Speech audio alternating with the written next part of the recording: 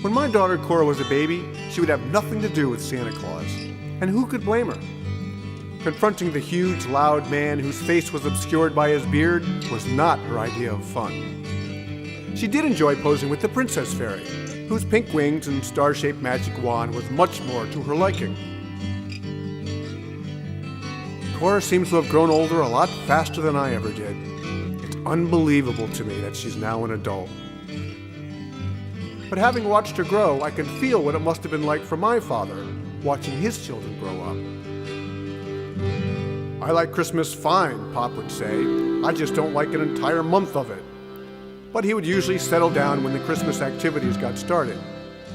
I remember the luminaria we'd line our walkway with on Christmas Eve. The little paper bags with a candle inside would cast a brownish-yellow glow bouncing off the trees. And at night they made our walkway look like a primitive landing strip. One year a candle fell over and started the bag on fire. We heard yells and looked outside to see a neighbor stomping on the bag to extinguish it. He stomped like a true hero.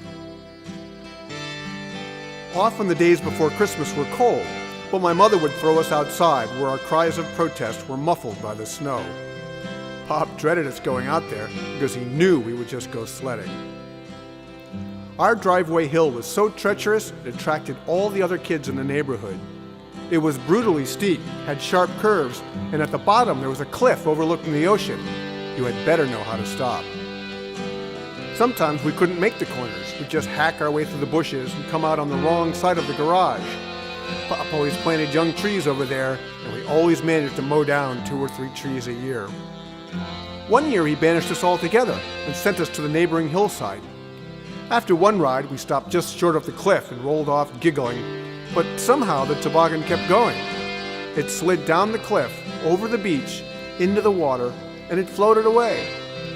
We yelled and scrambled across the rocks to keep it in sight, but the toboggan kept drifting away from us until it finally caught up with the horizon and it disappeared.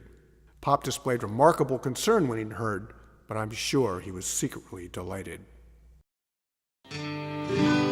Christmas Day began with one present left at our bedside by Santa Claus.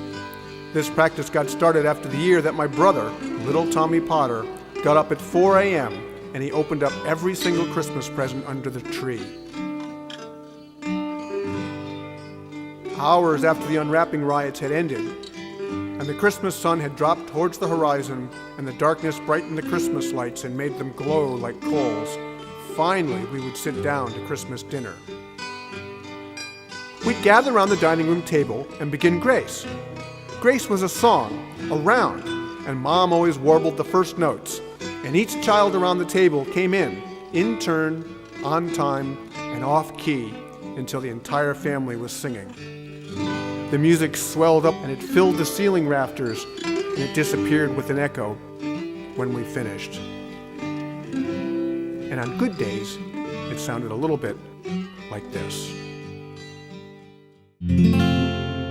For health and strength and daily bread we praise thy name, O Lord. For health and strength and daily bread we praise thy name, O Lord. Health and strength and daily bread we praise thy name, O Lord. And then Pop would start the shock by squeezing his neighbor's hand, who would in turn squeeze the hand next to them. And again, it would go all the way around the table, all the way back to Pop, who would then send the shock off again in the other direction, because it always took 2 tries to get it right.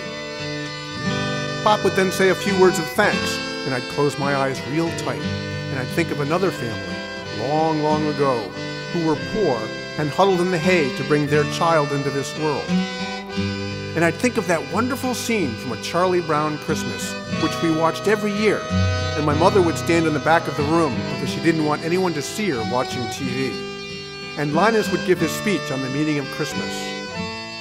And the angel of the Lord said unto them, Be not afraid, for behold, I bring you tidings of great joy. For today a child is born, and he is the Son of God.